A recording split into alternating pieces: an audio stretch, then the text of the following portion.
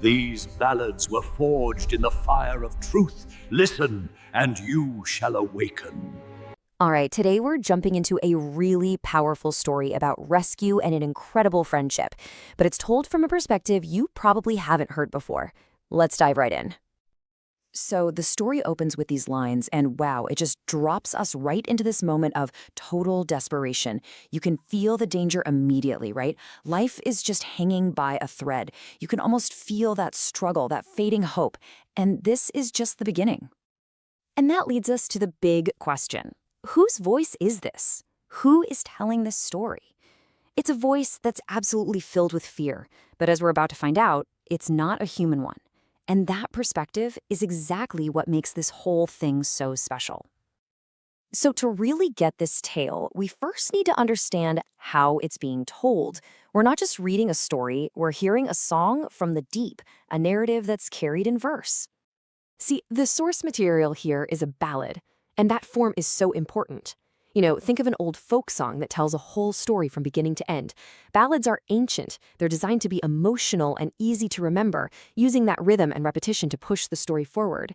It's really the perfect way to tell a story that feels like this timeless legend of the sea, a piece of history passed down not by people but from a dolphin mother to her children. And this brings us to the turning point, the pivotal moment in our narrator's story. Just when it seems like all hope is lost, a single act of kindness just completely changes her fate. And you can just see the dramatic shift right here. On one side, you have the trap, this cruel net, fading breath, slipping strength, and then bam, the rescue. The net is gone, replaced by kind eyes. Suffocation is replaced by the cutting of ropes, and that feeling of doom, replaced by freedom. It's just this powerful instant transformation. And right here, this is the heart of the whole ballad. It's the chorus. This isn't just a simple thank you. This is a song, a deep, profound song of gratitude. It's the central theme that's going to echo through the rest of the story, this constant emotional reminder of the life-saving bond that was just created. But the story doesn't just stop at the rescue. That single moment, that was just the beginning, the seed for something so much deeper. It blossoms from this one event into a real, genuine relationship. You can see how it all unfolds, right? It starts with that life or death moment of rescue. But then something incredible happens. The fear is gone. The dolphin, instead of running or, swimming away, feels safe. And that trust, well, it builds into shared joy, into this daily routine of swimming together. It's just a beautiful, natural progression of a friendship. And there it is again, the chorus. In a ballad, this repetition is everything. It's like the anchor of the song, constantly reminding us what this whole relationship is built on. Every single joyful moment they share, it all goes back to that one, first act of kindness.